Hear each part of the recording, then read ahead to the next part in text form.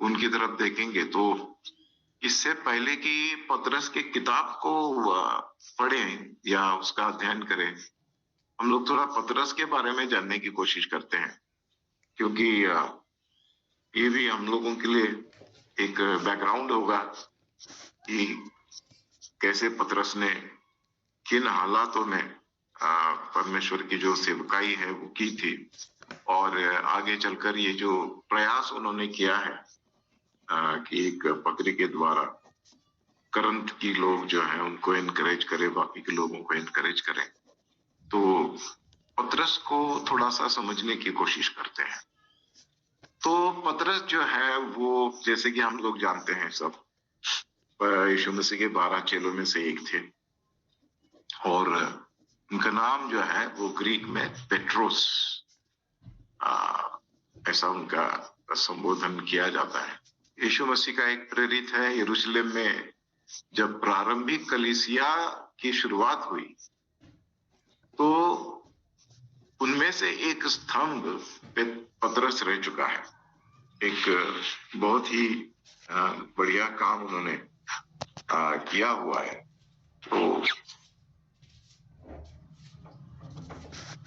यहूदियों के बीच में हम लोग कह सकते हैं कि पहला जो मिशनरी का कार्य जिन्होंने किया वो थे पतरस।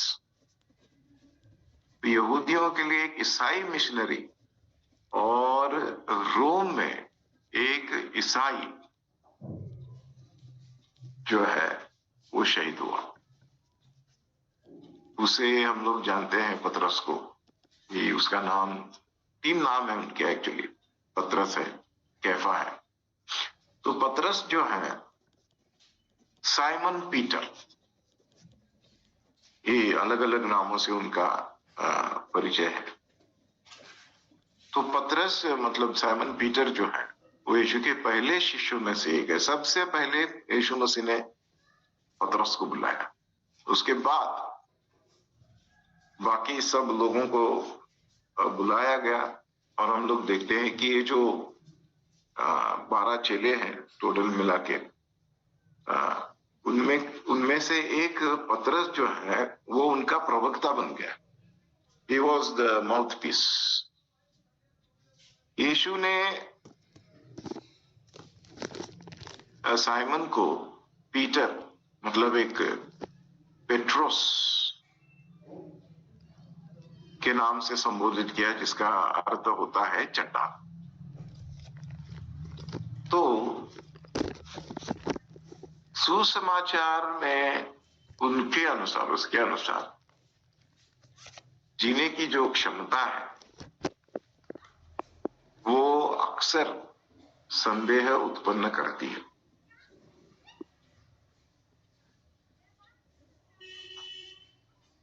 मैं इसे फिर एक बार दोहराता हूं, थोड़ा कंफ्यूजन में ना रहे। जो नाम इनको सुसमाचार में दिया गया है उसके अनुसार जीने की उनकी क्षमता अक्सर संदेह में होती है। पतरस द्वारा प्रभु को फटकारना और उसका बगीचे में सो जाना, मलकुस पर उसका हमला, फिर उसके बाद यीशु को नकारना, सभी इस धारणा का समर्थन करते हैं। संदेहास्पद है हर चीज।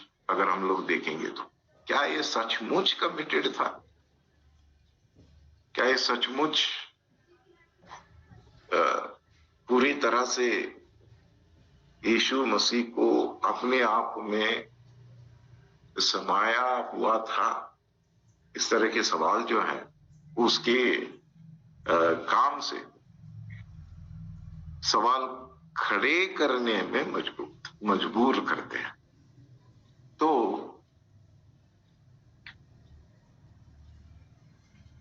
हम लोग देखते हैं कि बाद में यीशु मसीह जो है वो फिर एक बार पतरस के साथ बातचीत करते हैं, और फिर जो उन्होंने पहले कहा था, जो यीशु मसीह ने कहा था कि तू एक चट्टान है, तो उस चट्टान को, उस रूप को, उस ताकत को फिर एक बार यीशु मसीह उसे बहाल करते हैं।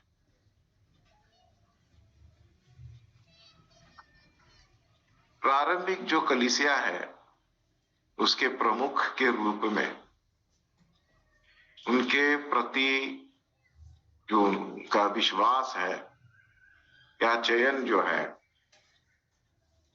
यीशु मसीह का, जो विश्वास या उनकी जो चयन करने की जो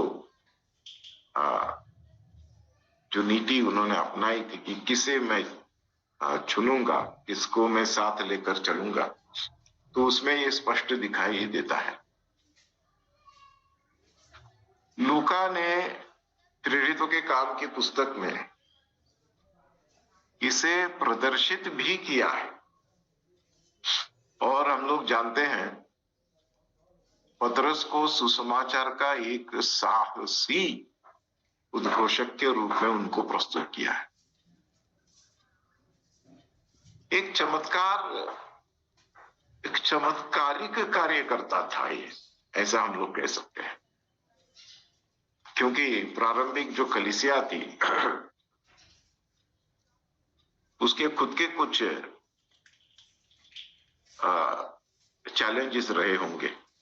ऐसा नहीं है कि कोई भी चीज ऐसे ही शुरू हो जाती है। अगर हम लोग कलीसिया का इतिहास समझने की कोशिश करेंगे तो चर्च का जो इतिहास है या इन लोगों के बारे में, लोगों के मन में इन चेलों के बारे में, या जो भी लोग प्रभु यीशु मसीह का अनुकरण करने की सोच कर उसके पीछे चल रहे थे, इनको सुनने के बाद, तो इन सारे लोगों की पहचान एक्चुअली बहुत ही, मतलब क्या कह सकते हैं, उनके ये जो समाज है उस समाज के नजरिए में इनकी कोई अहमियत नहीं थी, कोई कीमत नहीं थी। जैसे लोग देखते हैं कि वो जो सड़क के किनारे या किसी चौराहे पर कुछ जादूगर होते हैं ना, आते हैं, सांप का खेल करते हैं और कुछ छोटी मोटी चीजें करके लोगों का मन बहलाने की कोशिश करते हैं। तो मसीह लोगों को शुरुआती के दौर में, जब हम लोग पतरस की बात कर रहे हैं या पौलुस की बात कर रहे हैं या अन्य प्रेरितों की बात करते हैं, तो उस वक्त उस नजरिए से देखा जाता था कि ये जादूगर लोग हैं, ये किसी को चंगा करते हैं, किसी को और कुछ करते हैं। तो जो एक इनकी जो पहचान हुई है समाज में, तो नजरिया जो है वो समाज का देखने का ये ऐसा था, ये एक जादूगर जैसे लोग हैं, आते हैं, कुछ करते हैं, चले जाते हैं। तो ऐसी परिस्थिति में जब कलीसिया की स्थापना हो रही है, तो आप सोचकर देखिए कि कितने चैलेंजेस, मतलब कितनी विपरीत परिस्थिति में ये लोग काम कर रहे थे। इनकी खुद की कोई पहचान भी नहीं है, अहमियत ही नहीं है, और ये बहुत बड़ी कलीसिया की स्थापना करने की सोच रहे हैं, पूरी दुनिया में बदलाव लाने की सोच रहे हैं, पर पूरे दुनिया में यीशु मसीह की जो शिक्षा है उस शिक्षा को पहुंचाने की इन लोगों ने ठान लिया, क्योंकि उनको ऐसा कहा गया है कि तुमको ऐसा करना है।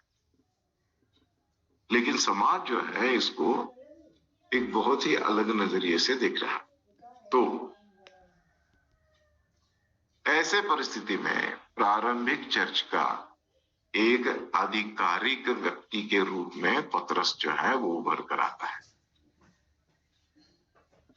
यरूशलेम के बाहर जो यहूदी थे, उन यहूदियों के लिए एक मिशनरी भी बना, और उस तरह से उसको प्रोजेक्ट भी किया गया। उसका जो उसके व्यक्तिमत्व का जो चित्रीकरण किया गया है वो ऐसा ही किया गया है। और अंततः हम लोग देखते हैं कि पतरस जो है वो रोम में शहीद होता है, उसको मार दिया जाता है, वो शहीद हो जाता है। और उस वक्त भी जबकि वो अपनी मौत का, शारीरिक मौत का सामना कर रहा है, तो पूरी भक्ति और पूरे विश्वास को प्रदर्शित करता है। तो ये है पौलुस। तो हम लोग तो इसके बारे में पूरी तरह से जानते हैं, बाकी जो हम लोगों ने पढ़ लिया है उसके बारे में हम लोग तो जानते हैं, लेकिन फिर भी एक बार अपनी मेमोरी जो है वो रिफ्रेश करने के लिए कुछ वचनों को पढ़ लेते हैं, ताकि जैसे जैसे हम लोग आगे बढ़ेंगे इन सारी चीजों को हम लोग याद रख पाएंगे और ये तुलना कर पाएंगे या समझने की कोशिश कर पाएंगे कि शुरुआत के दौर में पतरस कहाँ था और फिर उसका जो सफर यीशु मसीह के साथ शुरू हुआ, उसके बाद कैसे कैसे कहां कहां कितना कितना बदलाव उसमें आया और फिर वो कैसे इतना ज्यादा इफेक्टिव मिशनरी बन पाया। ये मैंने एक बहुत बड़ा, बहुत लंबा सफर है। तो इस सफर को समझने की कोशिश करेंगे और पतरस को भी समझने की कोशिश करेंगे और उसने जो उसके बाद लिखा है उसका आकलन करने की कोशिश करें। तो पहले शुरुआत करते हैं मत्ती की किताब, उसका 16वां अध्याय, उसका 18वां आयत। पूरा बाइबल इधर का उधर होने वाला है, तो अपने अपने बाइबल खोल के रखिएगा। 16 का जी, 16 का 18। और मैं भी तुझसे कहता हूँ कि तू पतरस है, और मैं इस पत्थर पर अपनी कलीसिया बनाऊंगा, और अंधलोक के फाटक पर उस पर प्रबल ना होंगे। आमीन, आमीन। वो कहता है कि तू एक चट्टान है, इस चट्टान पर मैं अपनी कलीसिया की स्थापना करूंगा और अधोलोक के जो गेट है वो इस पर हावी नहीं हो पाएंगे। आमीन।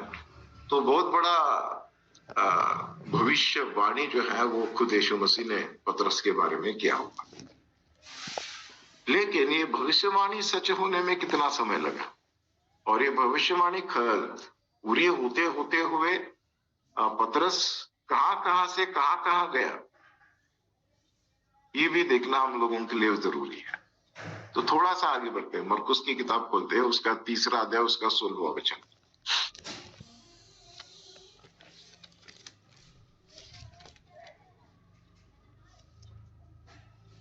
वे ये है शमौन जिसका नाम उसने पतरस रखा,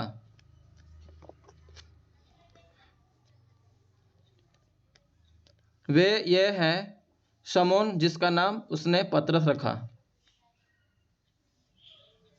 जी, यूहन्ना का 1 अध्याय, उसका 42वां वचन।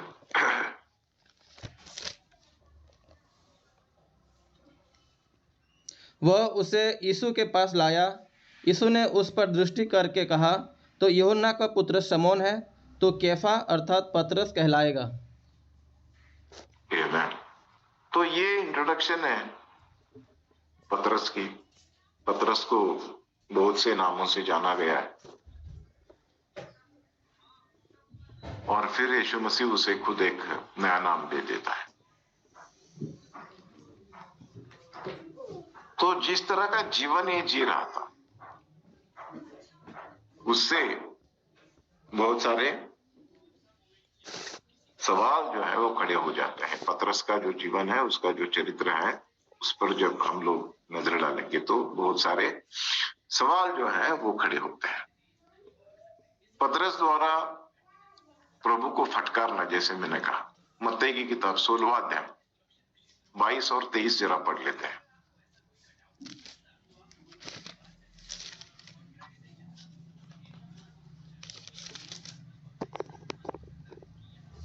इस पर पतरस उसे अलग ले जाकर झिड़कने लगा, हे प्रभु परमेश्वर, हे प्रभु, परमेश्वर ना करे, तेरे साथ ऐसा कभी ना होगा। उसने मुड़कर पतरस से कहा, हे शैतान, मेरे सामने से दूर हो, तू मेरे लिए ठोकर का कारण है, क्योंकि तू परमेश्वर की बातों पर नहीं परंतु मनुष्य की बातों पर मन लगाता है। आमीन। तो मैं इन सारी चीजों के इसलिए पेश करने के मतलब आपके सामने लाने की इसलिए कोशिश कर रहा हूँ, क्योंकि हर एक के जीवन में कभी ना कभी, कहीं ना कहीं इस तरह के संदेह जो है उत्पन्न होते हैं। मतलब हमारी जो सोच है, जो हमारा मन है, वो हमें कई नुक्कड़ों से लेके गुजरता है, ऐसे ऐसे चौराहों पर लाकर खड़ा कर देता है जहां पे हम लोग सोचने पर मजबूर हो जाते हैं कि जो मैं कर रहा हूँ वो सही कर रहा हूँ या नहीं कर रहा हूँ, क्या हो रहा है मेरे साथ, ऐसा क्यों हो रहा है। क्योंकि जैसे यहाँ पे यीशु मसीह कहते हैं कि तू मनुष्य के जैसा सोच रहा है, तेरी जो सोच है वो बहुत सीमित हो गई है। परमेश्वर के जैसा सोचना शुरू कर, परमेश्वर के बारे में, परमेश्वर की बातों के बारे में उसके नजरिए से देखना जरूरी है, ना कि हमारे नजरिए से। तो ये जो मरकुस की किताब है, उसका जो 11वां अध्याय है, उसमें बहुत सारी बातें जो हैं वो विश्वास के बारे में की गई है। और वहां पर एक वचन है 11वां अध्याय मरकुस की किताब का, जहां पे जो ओरिजिनल ग्रीक ट्रांसलेशन है उसमें लिखा गया है कि परमेश्वर के जैसा विश्वास रखो। तो हर चीज में हम लोग जब अपनी सोच और समझ और अकल के बलबूते पर कुछ चीजों को सीखने या समझने की कोशिश करते हैं, तो हम लोग इस तरह से ठोकर खा जाते हैं। थोड़ा सा आगे बढ़ लेते हैं, मरकुस की किताब खोलते हैं, फिर इसी विषय को और एक बार अलग तरीके से देखने की कोशिश करते हैं। 8वां अध्याय मरकुस की किताब 32 और 33वां वचन। उसने यह बात उनसे साफ साफ कह दी। इस पर पतरस उसे अलग ले जाकर झिड़कने लगा, परंतु उसने फिर कर अपने चेलों की ओर देखा और पतरस को झिड़क कर कहा, हे शैतान, मेरे सामने से दूर हो, क्योंकि तू परमेश्वर की बातों पर नहीं परंतु मनुष्य की बातों पर मन लगाता है। आमीन। अब यहाँ पे दो दो दो वचनों में थोड़ा सा अंतर है। यहाँ पे मत्ती में लिखा है कि वो उसको अलग ले गया और उसके साथ बातचीत करी, लेकिन यहाँ पर मरकुस में लिखा है कि उसको अलग ले जाकर उसने बात जरूर की, लेकिन फिर भी यीशु मसीह अपने चेलों की ओर देखता है और फिर उसे कहा।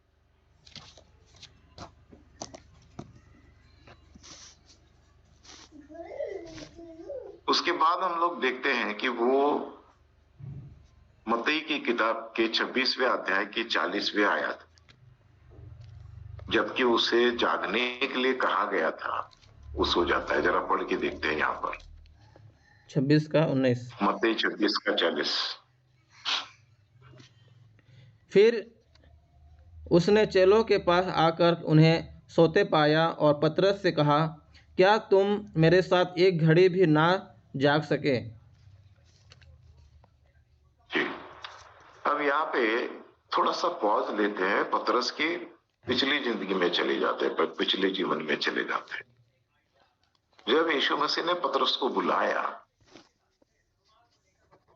तो वो अपनी जो मछली का जाल है उसे ठीक करने में उलझा हुआ था, क्योंकि जाल जो है वो उलझ गया था। ठीक है, रात भर मछली पकड़ने के लिए इसके पास ताकत है, इसके पास शक्ति है, इसके पास दिमाग भी है, सब कुछ है इसके पास। मछली पकड़ने के पेट भरना है, परिवार का पेट भरना है, पैसा कमाना है, रात भर जागता है। लेकिन जब यीशु मसीह कह रहे हैं मैं थोड़ी देर प्रार्थना के लिए जा रहा हूं, तुम भी प्रार्थना में लीन रहो, तो नींद आ गई। तो ये छोटी छोटी बातों में जो है हमारी परीक्षा होती है। पतरस की भी हुई है। क्या तुम थोड़ा समय मेरे लिए जाग नहीं सकते? तो आज की तारीख में भी हम लोग देखते हैं कुछ ऐसा माहौल पैदा हो गया है पूरी दुनिया में कि पूरी दुनिया में चीजें उल्टी पुल्टी हो गई है। जो लोग दिन में काम करते थे वो आजकल रात में काम करते हैं। अलग अलग नाम है उनके, उनका उनका काम का नाम अलग अलग है। मतलब कोई कॉल सेंटर में काम करता है, कोई सॉफ्टवेयर इंजीनियर है, कोई और कुछ काम करता है, और ये सारे काम जो है वो रात में होते हैं। क्योंकि जिस देश के लिए लोग काम कर रहे हैं उस देश में जब यहाँ पे रात होती है तो वहां सवेरा होता है। तो ये लोग रात भर जागते हैं। इतने जागते हैं, इतने जागते, इतने महीने, इतने साल जागते हैं कि उनके आंखों के नीचे जो है वो बिल्कुल काला काला काला सा सर्कल जो है नींद कम होने की वजह से आना शुरू हो जाता है। उनके बदन पे भी ये दिखाई देना शुरू हो जाता है कि ये जो है पूरी नींद नहीं ले रहा है, इसका जीवन जो है वो ठीक नहीं चल रहा। लेकिन जब कलीसिया की बात आती है, जब चर्च की बात आती है, जब सेवा की बात आती है, जब प्रार्थना की बात आती है, तो लोगों को जिन लोगों को नींद नहीं आती उन लोगों को भी नींद आना शुरू हो जाती। एक जोक था जो मैंने बहुत साल पहले पढ़ा था। एक महिला है जो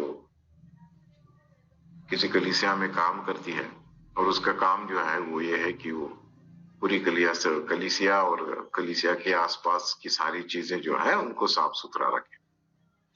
तो वो सब करती थी, सब साफ सुथरा चकाचक करेगी और फिर आके बैठ जाएगी कलीसिया में। और आते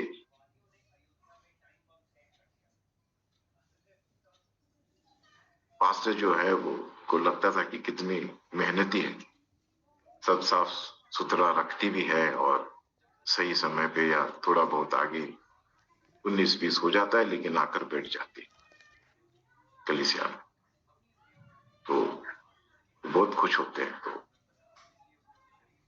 कभी उसको उसकी पीठ थपथपाकर कहते हैं कि इतना सब करने के बावजूद जो भी है तो कलीसिया में आकर बैठते हैं, मुझे बहुत अच्छा लगता है। वो कहती है कि नहीं पास्टर जी, मैं इतनी थक जाती हूँ कि मुझे बैठने के लिए थोड़ा आराम की जो जरूरत होती है कहीं दूसरी जगह नहीं मिलता है, तो मैं कलीसिया में आती हूँ और मुझे अच्छी नींद आ जाती है।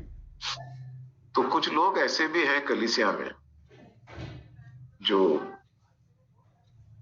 उनको घर में नींद नहीं आएगी लेकिन कलीसिया में आने के बाद जरूर नींद आती है। तो आज जो हम लोग देख रहे हैं पतरस की ओर, वो कहीं ना कहीं हम लोगों के साथ भी जो है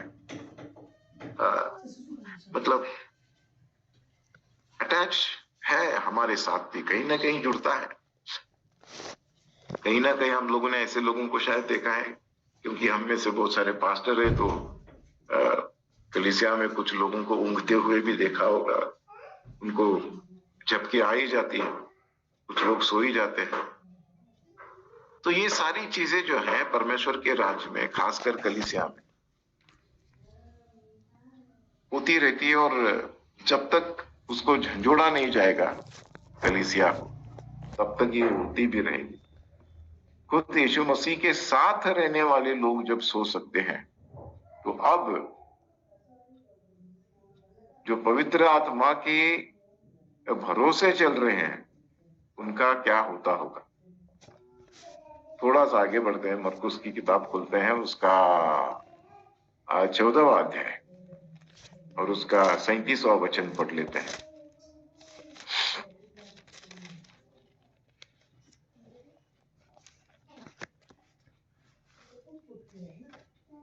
फिर वह आया और उन्हें सोते पाकर पतरस से कहा, हे शमौन, तू सो रहा है? क्या तू एक घड़ी भी ना जाग सका? जी, तो दोनों जहां पे मतलब दो गॉस्पल्स में इसका मेंशन है, इसका मतलब है कि कुछ इंपॉर्टेंट बात परमेश्वर हमसे कहने जा रहे हैं या कह रहे हैं। तो मरकुस, उसके बाद हम लोग देखते हैं मरकुस की किताब 14वां अध्याय, उसका 47वां वचन जरा पढ़ लीजिएगा। 47 1447। उनमें से जो पास खड़े थे, एक ने तलवार खींचकर महायाजक के दास पर चलाई और उसका कान उड़ा दिया। Amen. तो उसका नाम था मलखुस। आगे बढ़ते, यूहन्ना 18:10 और 11, जॉन चैप्टर 18 वर्सेस 10 to 11। तब समौन पतरस ने तलवार जो उसके पास थी खींची और महायाजक के दास पर चलाकर उसका दाहिना कान उड़ा दिया। उस दास का नाम मलखुस था। तब यीशु ने पतरस से कहा, अपनी तलवार म्यान में रख। जो कटोरा पिता ने मुझे दिया है, क्या मैं उसे ना पीऊं? तो मलखुस, पतरस, तो पतरस की जो पतरस का जो कैरेक्टर है, उसे हम लोग समझने की कोशिश करें। जब उसका सफर यीशु मसीह के साथ शुरू हुआ, तब से लेकर प्रेरितों के काम की किताब एक्ट्स तक का जो सफर है, उस सफर में इसके साथ क्या क्या घटा है, ये जानना हम लोगों के लिए इसलिए जरूरी है क्योंकि उसने लिखी हुई पत्री का हम लोग अध्ययन करने वाले। तो क्या ये परफेक्ट था? तो क्या इसमें कोई कमी नहीं थी? क्या इसमें कोई ऐसी बात नजर नहीं आई जिसके बारे में कोई साधारण सा व्यक्ति चर्चा न कर पाए? इसका जीवन जो है बिल्कुल आप और मेरी तरह था, आम था, और उस वक्त तक था जब तक कि पवित्र आत्मा का अभिषेक इसे प्राप्त नहीं हुआ। ये बस चलता रहा यीशु मसीह के साथ, आगे बढ़ता रहा, लेकिन कुछ खास बदलाव जो है इसमें हमें दिखाई नहीं देता। तो ये सारी जो चीजें हैं जो हम लोगों ने अभी तक देखी, इसी से हम लोगों को उसका कैरेक्टर जो है, उसका स्वभाव जो है, उसका पता चलता है। और थोड़ा आगे बढ़ते हैं। तकरीबन 3.5 साल यीशु मसीह के साथ रहने के बाद, उसकी आवाज में परमेश्वर की शिक्षा को पाने के बाद, उसके हाथों से छुए हुए लोगों को चंगा होना देखने के बाद, उसकी आवाज को सुनकर मुर्दों को बाहर निकलते हुए देखने के बाद,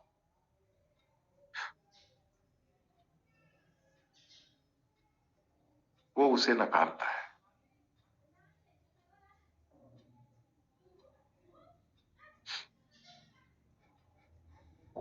मत्ती की किताब 26वां अध्याय, उसका 69 से लेकर 75 तक पढ़ते हैं। Chapter 26 versus 69 to 75।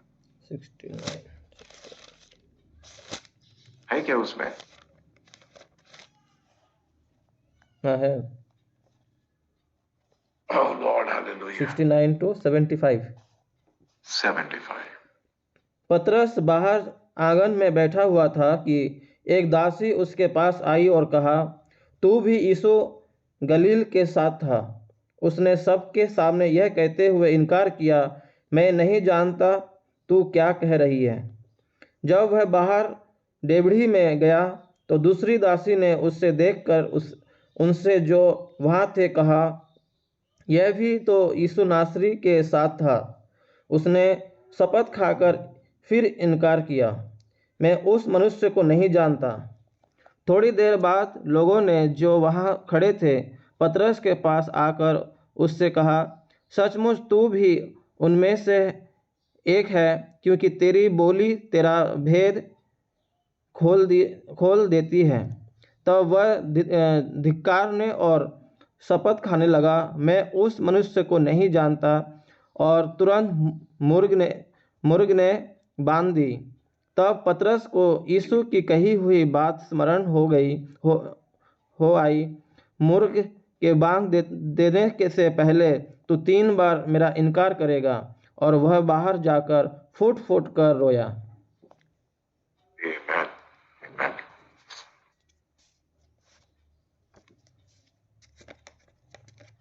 तो जैसे कि मैंने कहा 3.5 साल ये सब घटनाओं को अपनी नजरों के सामने घटते हुए देखने के बावजूद भी पतरस ने जो है यीशु मसीह को नकारा। तो उसके बाद अब इसे ठीक कैसे किया जा सकता है? परमेश्वर को तो कोई भी बात असंभव नहीं है। परमेश्वर तो ये भी कह गए कि जो विश्वास करते हैं उनके लिए भी कोई बात असंभव नहीं है। तो परमेश्वर के लिए तो कोई बात असंभव थी नहीं, तो उसको करेक्शन कैसे करते? तो उन्होंने उसका करेक्शन कर लिया। उन्होंने उनसे 3 बार पूछ लिया, क्या तू मुझसे प्रेम करता है? तो मेरी भेड़ों को चरा। तो हम लोग देखते हैं कि परमेश्वर के राज्य में एक फ्रेज जो है मुझे बहुत अच्छी लगती है। इसका मतलब ये नहीं कि हम लोगों को ऐसा करना है, ऐसा इसका मतलब ये नहीं कि बार बार गलती करो और बार बार परमेश्वर से उम्मीद हो। God is a God of second chance. परमेश्वर हमें और एक अवसर प्रदान जरूर करते हैं, लेकिन इसका मतलब ये नहीं, जैसे मैंने कहा, कि बार बार प्रभु को हमें और एक अवसर देने पे मजबूर करें।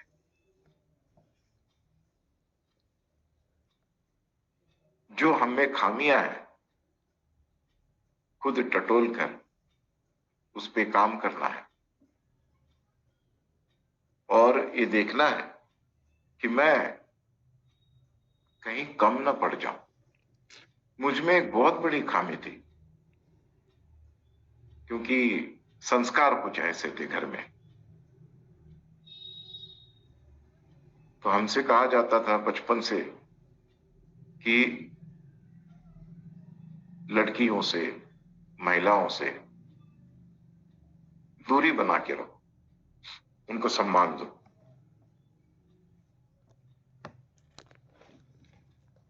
तो संस्कार जो है वो आरएसएस के, विश्व हिंदू परिषद के सब लोग हमारे घर में जो है, तो कम से कम 4 फीट की दूरी जो है वो मेंटेन करनी है महिलाओं से। तो ऐसे संस्कारों में हमारा मतलब मेरा जो है वो बचपन मेरा यौन अवस्था जो भी है वो सब चला गया। और फिर जब सेवकाई में आए तो बहुत मुश्किल हो गया, क्योंकि बचपन से तो यही सीखा है कि महिलाओं से दूर रहो, चाहे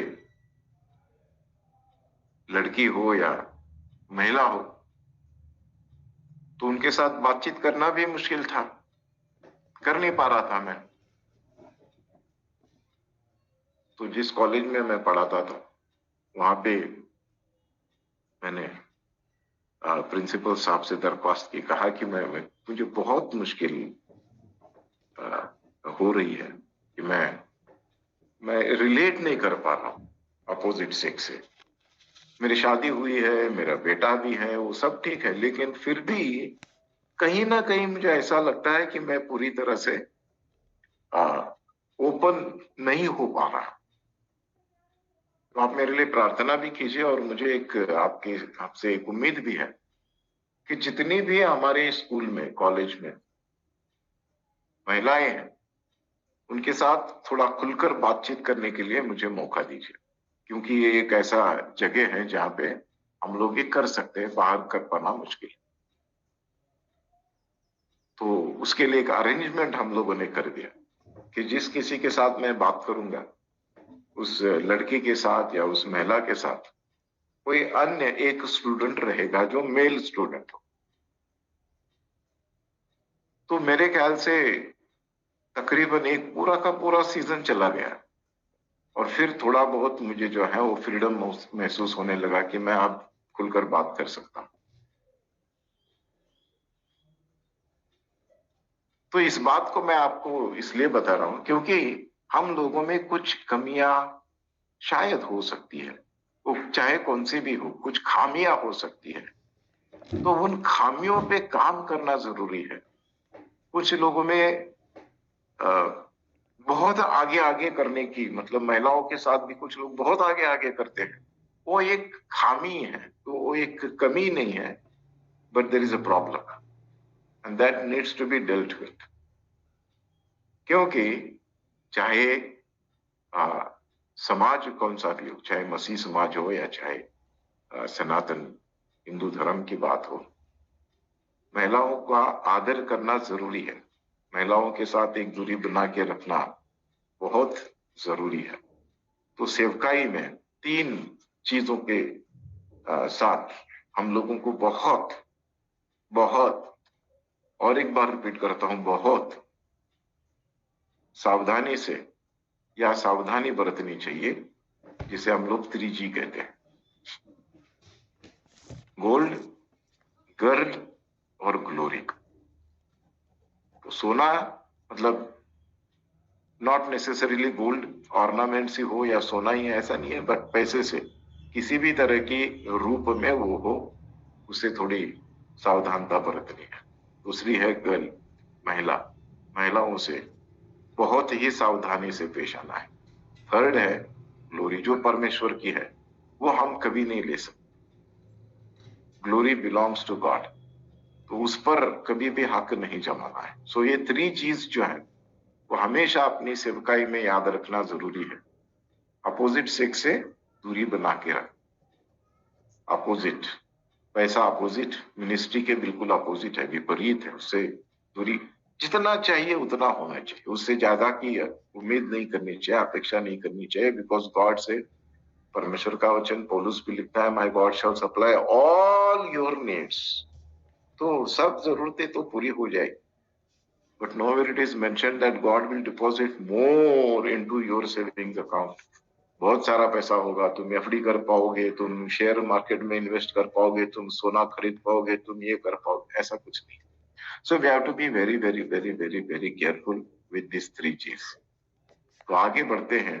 इन 3 चीजों को मैं इसलिए यहाँ पे मेंशन कर रहा हूं क्योंकि परमेश्वर ने जब हमको बुलाया है सेवकाई के लिए, तो एक बहुत बड़ी जिम्मेदारी हम पे सौंपी है, और उस जिम्मेदारी को बड़ी जिम्मेदारी के साथ निभाना हमारी जिम्मेदारी बनती है।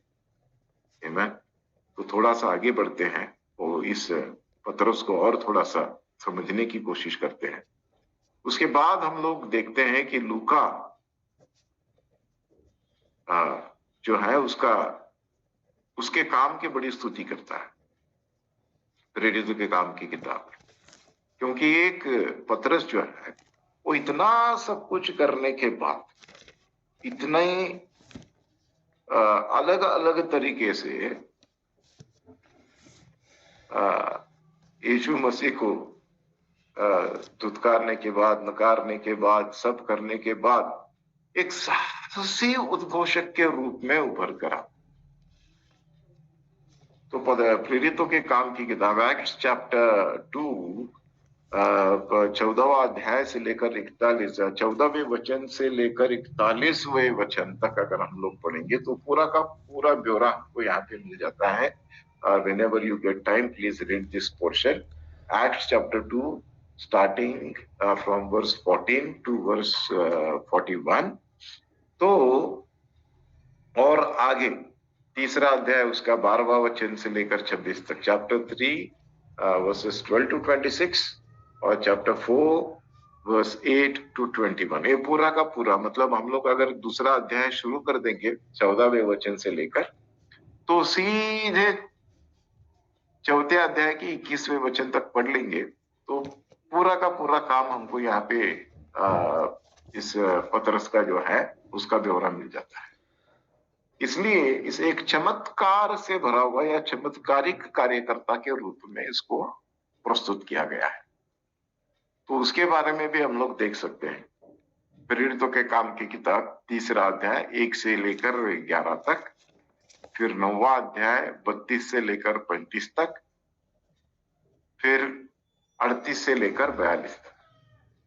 ये सारे वचन अगर हम लोग पढ़ लेंगे तो पतरस जो है उसकी काम की शुरुआत या शुरुआती के जो काम है उनके बारे में पूरा का पूरा ब्यौरा हमको मिल सकता है। तो प्रारंभिक कलीसिया का एक कह सकते हैं कि वजनदार आदमी ये बन गया, अधिकारी बन गया, एक ऐसा व्यक्तिमत्व बन गया जिसे कुछ उम्मीद की जा सकती थी या अपेक्षा की जा सकती कि ये जरूर कुछ बड़ा करने वाला है।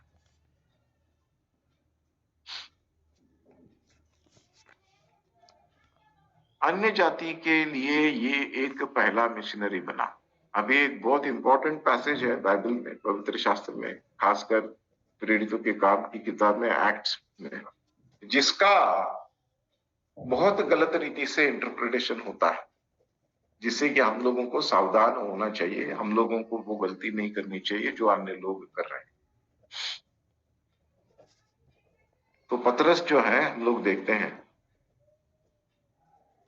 कि अन्य जाति के लोगों के बीच में काम करने के लिए इसको नियुक्त किया गया। 10वां अध्याय पूरा का पूरा पढ़ लेते हैं तो समझ में आता है कि किस तरह से अन्य जातियों के लिए पहले मिशनरी के रूप में पतरस को नियुक्त किया गया परमेश्वर के द्वारा।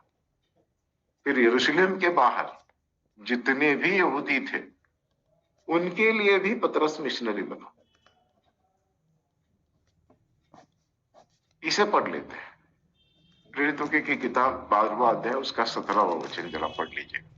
Acts chapter 12 verse 17। तब उसने उन्हें हाथ से संकेत किया कि चुप रहें और उनको बताया कि प्रभु किस रीति से उसे बंदी गृह से निकाल लाया है। फिर कहा, याकूब और भाइयों को यह बात बता देना। तब निकलकर दूसरी जगह चला गया। आमीन। तो जहां से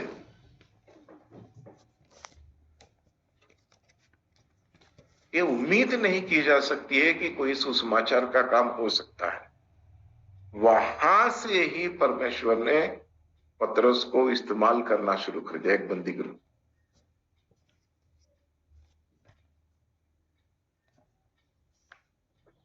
और यहूदियों के लिए एक मिशनरी बन गया। उसका जो एक रूप जो है, एक इसका ये जो एक चित्र जो है वो इस तरह से बनाया गया कि एक बहुत ही इफेक्टिव, जिसे हम लोग कह सकते हैं, मिशनरी पतरस बन चुका।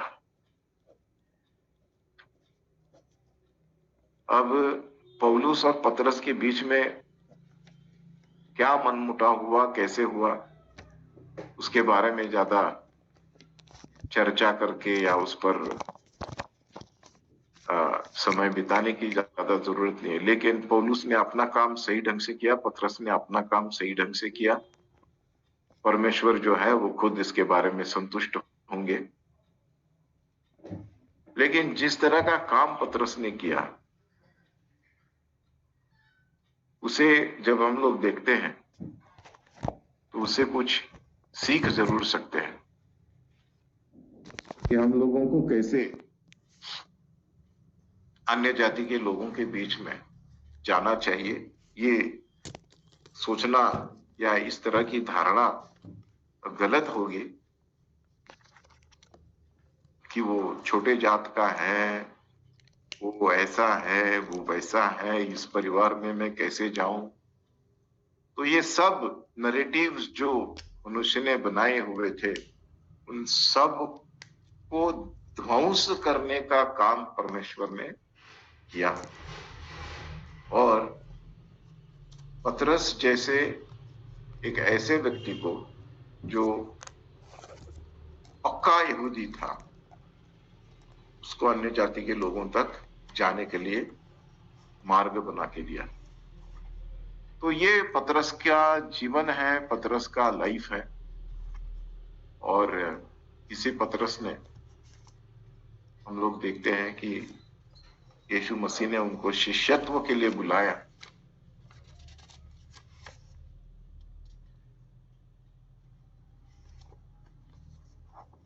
उसका हिब्रू हिब्रू हिब्रू इब्रानी जो नाम है वो हम लोग जानते हैं। पता नहीं आप में से कितने उसके हिब्रू नाम को जानते हैं। उसका नाम नाइमन था, साइमन, सॉरी, उसका नाम साइमन था, जो हम लोग कहते हैं शिमोन। उसके पिता का नाम जॉन था और उसके भाई का नाम एंड्रयू था, जो एक यीशु का शिष्य था। पतरस जो है वो बैतसैदा में बड़ा हुआ, जो गलील की झील के किनारे एक मछली पकड़ने वाला गांव है, जहां पर मछली पकड़ने वाले लोग रहते हैं।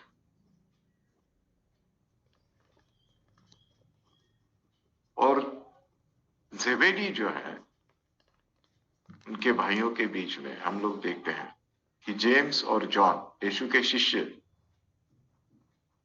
भी थे। तो यूहन्ना, मरकुस, लूका, इन सारी किताबों में उनके बारे में हम लोगों को जिक्र मिलता है। और इन सारे लोगों के साथ में वो साझेदारी में, मतलब पार्टनरशिप में, मछली पकड़ने का व्यवसाय जो है इनका चलता था। उसकी शादी हो चुकी थी, उसकी पत्नी भी है। और उसके बाद उसने जो है अपना स्थान बदल लिया और वो कफरनहूम में चला गया। गलील से बैतसैदा को छोड़कर गलील से वो कफरनहूम में चला गया। तो यह है टोटल पतरस के बारे में थोड़ी बहुत जानकारी। पतरस जो है कि सुसमाचार में उसका संदर्भ बहुत जगह हम लोगों को मिलता है। ये प्रमाणित करता है अक्सर कि वो 12 शिष्यों में से एक रह चुका है। प्रमुखता का ये विषय है हम लोगों के लिए। जैसे कि पौलुस के बारे में हम लोग जानते हैं, वो 12 शिष्यों में से एक नहीं था। पतरस को छोड़कर, मतलब पतरस को सब कुछ छोड़कर यीशु का अनुकरण करने के लिए बुलाया गया है। तो उसके बारे में हम लोग पढ़ सकते हैं उसकी जो बुलाहट है उसमें। तो जैसे मैंने पहले भी कहा कि पतरस सबसे पहले, परमेश्वर ने, यीशु मसीह ने पतरस को बुलाया। सबसे पहला शिष्य वो है।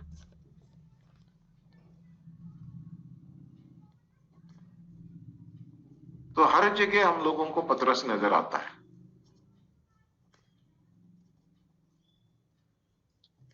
तो मत्ती की किताब का 18वां अध्याय, 4था अध्याय 18 से 20 तक जब हम लोग पढ़ेंगे तो पतरस का हम लोगों को बुलाहट जो है वो दिखाई देती है।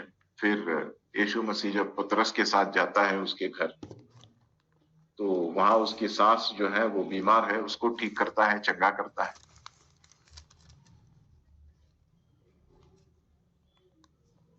फिर हम लोग देखते हैं कि जहां पे वो जो खून बहने वाली बीमारी से एक महिला जो है, जो बहुत, मतलब उसने कष्ट झेले हैं, उस महिला जब यीशु मसीह को आकर छूती है, तो वहां पर भी सबसे पहले बात करने वाला पतरस ही है।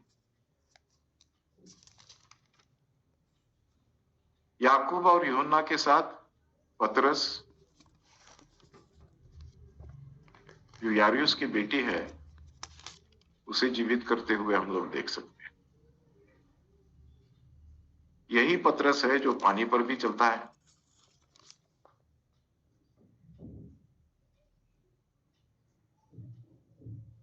फिर यही पतरस है जो कई शिष्यों को, मतलब बहुत सारे शिष्य जो है यीशु मसीह के छोड़कर चले गए, उसके बाद उसका कबूलनामा भी हम लोग देखते हैं।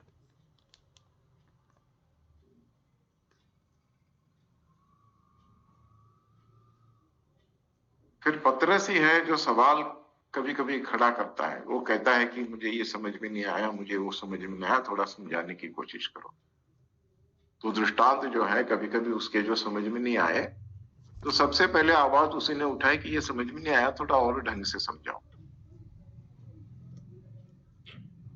पतरस ही पहला व्यक्ति है जिसने यीशु को मसीह के रूप में अपना लिया या स्वीकार कर लिया। और फिर पतरस भी वही है जिसको यीशु की डांट और फटकार पड़ी है। पतरस और एक ऐन मौके पर यीशु मसीह के साथ था जब यीशु मसीह रूपांतरित हुआ।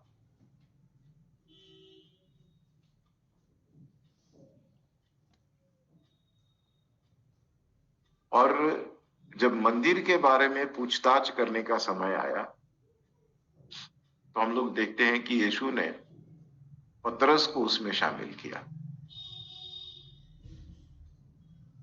पतरस ही है, जैसे मैंने कहा, बार बार कुछ न कुछ टेढ़े मेढ़े सवाल पूछकर परेशान किया करता था यीशु मसीह को।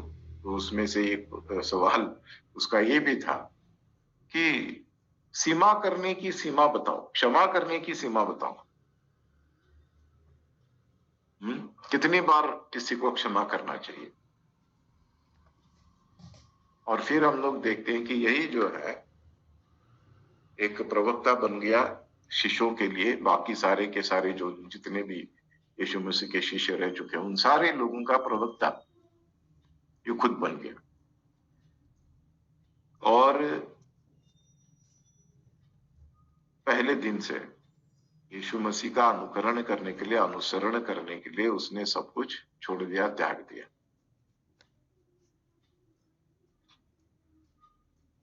पतरस को ही सूखे अंजीर के पेड़ की याद आती है। पतरस और यूहन्ना,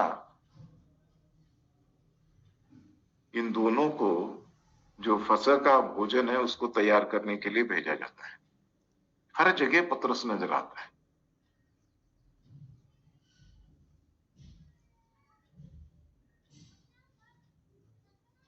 और जब यीशु मसीह ने अपने चेलों के पांव धोना जो है वो प्रारंभ कर दिया, तो सबसे पहली रिएक्शन देने वाला भी पतरस है।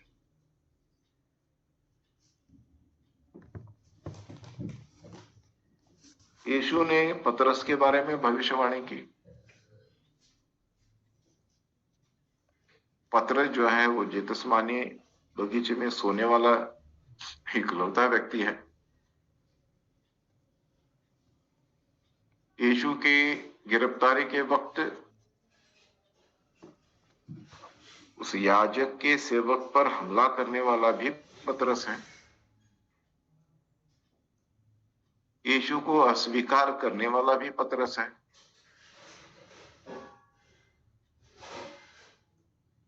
और पतरस को यीशु के गलील में आने की सूचना मिलने वाला व्यक्ति भी पतरस है।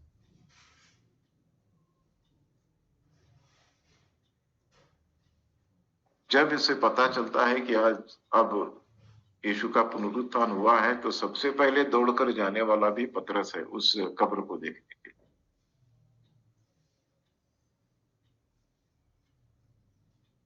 उसके बाद क्लियोपास और जो दूसरे शिष्य हैं, उनको पता चलता है कि यीशु मसीह पतरस के सामने प्रकट हुआ है।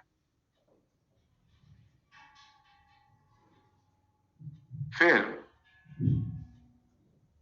यीशु उसे फिर से प्रोत्साहित करता है। पुनरुत्थान के बाद की बात कर रहे हैं हम लोग, कि जाओ और मछली पकड़ो।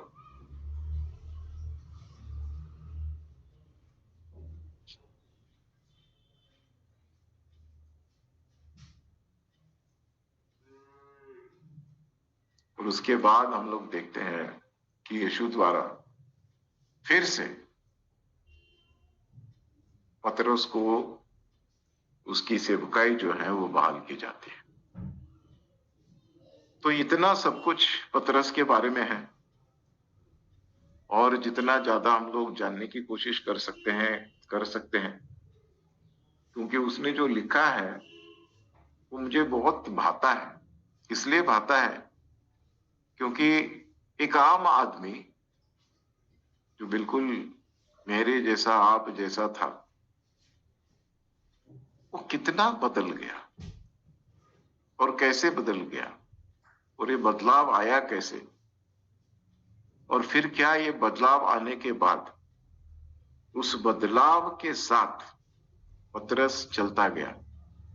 तो हम लोगों ने जैसे देखा, पहले ही इसका सस्पेंस मैंने खत्म कर दिया कि उसको रोम में शहीद होना पड़ा है, और वो भी यीशु के कारण, यीशु मसीह के संदेश का प्रचार करने के कारण। तो ये क्लाइमैक्स तो खत्म हो गया, लेकिन फिर भी जिज्ञासा जो है इसके बारे में अधिक जानने की कभी कम नहीं होती है। और परमेश्वर ने ऐसे ऐसे लोगों को बुलाया है अपनी सेवकाई में, और ऐसे ऐसे लोगों का इस्तेमाल किया है जो कभी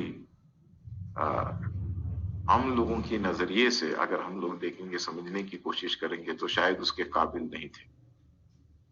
तो आज यहीं पे रुकते हैं, आगे बढ़ेंगे और पतरस के बारे में थोड़ा समझने की कोशिश करते हैं उसके पत्रियों के द्वारा। तो आज के लिए इंट्रोडक्शन के लिए मेरे ख्याल से इतना काफी है पतरस की, और कल से उसकी पत्री को देखते हैं, और उस पत्री को थोड़ा सा, उसमें जो कुछ, उसमें क्या आप कह सकते हैं, उसमें बहुत सारा ट्रेजर है, बहुत सारी बेशकीमती चीजें जो है उसके उन खतों में छिपी हुई है, उनको थोड़ा सा समझने की कोशिश करते हैं, अपने जीवन में उतारने की कोशिश करते हैं। आज यहीं पे रुकते हैं, कल फिर मिलेंगे। तब तक परमेश्वर सब लोगों को आशीष दे, और